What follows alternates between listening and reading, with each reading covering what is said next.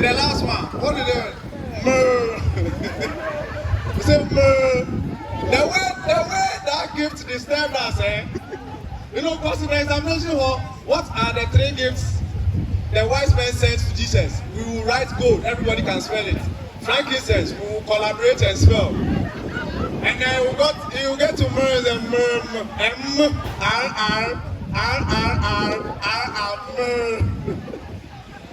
Oh my God, it's crazy. But honestly, Ghanaians, a lot of Ghanaians are traveling out to the country, you know, because the country is hard. You know, the country is tough. It's tough for some people, not all of us, it's tough for some people. But I have a problem with Ghanaians who travel outside and come back. Because I don't know if you have noticed, Ghanaians are the only people who travel anywhere in this world and come back with 2 accents, either British or American accent. It doesn't matter where they travel to. It doesn't even matter if they go to Kazakhstan. They will come back sounding like, yo, my man, what's up? And I'm saying, God damn it, shit, you know, man, long time no see.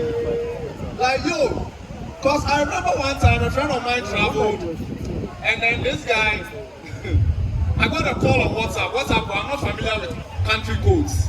So this guy called me, I saw the number, he's like, yo, Khemical, what's up, man? Man, I want you to pick me up at the airport. I'm like, yo, I'm gonna do that. You know, I try to level with him, right?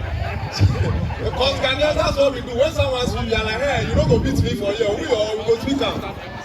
So I'm like, yeah, I'll pick you up. So cool, give me time. Like, oh, you gotta meet me at, 1500. I'm like, hey, 1500, is it money? He said, no, 1500, military time. Like, cool. So when he said that, I knew this guy was coming from the US. So I met this idiot at Terminal 3 arrival. And then I saw him with his luggage. He was moving towards me. I'm like, yo, my man, what's up? Long time we don't see. He's like, yo, bro, I see you, man. You know what I'm saying? God damn it, shit. And then I was curious. I wanted to know, oh, Charlie, my guy, so which country are you coming from? He looked at me like, oh, Charlie, bro, India. I'm from India, I'm from Bombay. I'm like, so why are you talking like that? Because if you're from India, I'm supposed to see you be like, oh, blimey. Hope everything is good. Ghanaians are well. And one thing that I don't like about Ghanaians who travel and come back is when they come back and you're not careful, everything they say, you say pardon. And when they are buying food, there's an extra R in everything they say. If they are buying water, oh, mommy watcher and a taller, no mommy shitter, oh, me talking and a fish. The only time they change their accent is when the prices are high. Immediately, so, oh, patch of fish in there, so fish in there, 25 cedis. Hey, now that fish 25 cedis, minimum now, let's go out. Oh, Ghanaians are interesting people. I love Ghanaians, man. I love Ghanaians, right? And there's one thing that bothers a lot of Ghanaians in Accra. I mean, I don't know how many of you drive. How many of us drive here? How many of you drive? Oh yeah. How many of you Uber? How many of you drop? Have you ever noticed that when you are driving, right? Anyone going slower than you is an idiot. And anyone going faster than you is crazy. Because you are sitting in the car, someone is in front of you, delaying, and you are like, now so and then you pass by the person, you look at him like, idiot, can't you drive fast? And then all of a sudden, someone passes by you with top speed. Fool, you are like Jimmy, you are the only one driving at the right speed. And when you travel abroad, in every country, there is the top driving skill you have to acquire to be a good driver. In the UK, it's how to park, because they are conservatives, right? They use small spaces. In the US, it's mostly reverse parking because they are security conscious. Do you know what the most important driving skill is in this country? How to insult other drivers. One time I passed by someone at that time, it's like, I want the terminal reports and driver. I said, the water bill. But you know, when you're driving in Ghana, right, I have noticed something. There are certain people you are not supposed to cross. And you can know the tribe of a person depending on how they react to you when you fault them. Because when you are driving and you cross someone in traffic and the person insults you with your car and their car, then you know that person is an Ashanti person. Immediately you cross them, you're like, they will mantis, no person will Range Rover. Take a course one and I'll reach in the car. Then you know that person is an Ashanti person. But there's this tribe, right? Immediately you cross them, they won't say anything. But your soul and your spirit will tell you go and apologize. And those are my people. Number 9. Immediately you cross them, your spirit will say, hey. And then you move like 100 meters, all of a sudden your engine will start overheating. It is effort.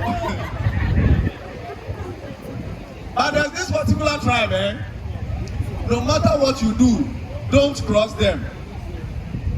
And it's the guns. No matter what you do, don't cross them.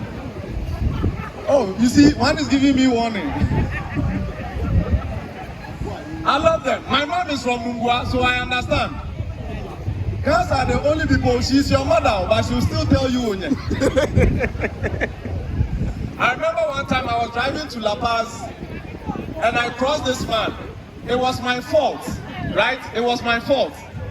Now when I crossed this man said something to me. And you know girls, when they insult you, there's an element of truth.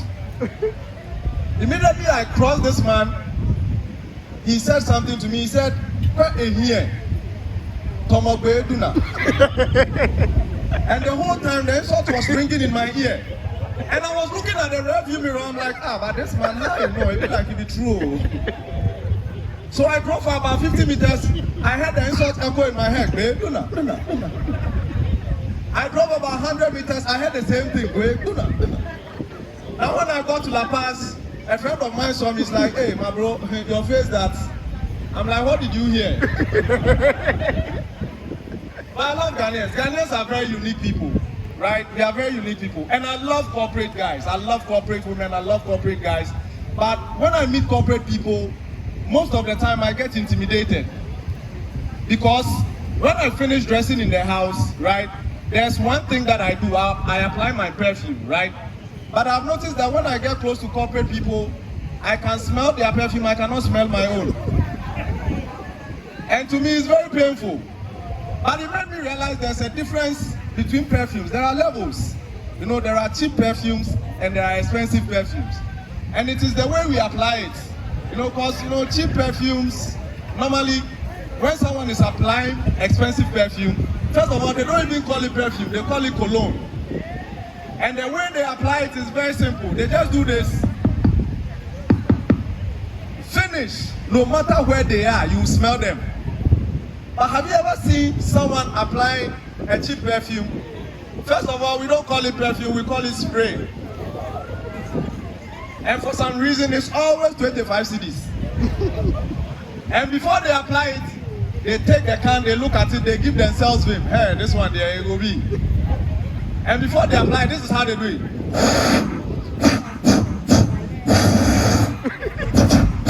Why are you spraying the chamber more? And they always end at the back of their ear like this. After that, they will be asking for confirmation from a friend. Charlie, you didn't smell them. Anyway, guys, thank you very much. I hope you enjoy the night. Have a wonderful evening. Thank you. Oh, come on, give it up for Khemical, give it up for Khemical.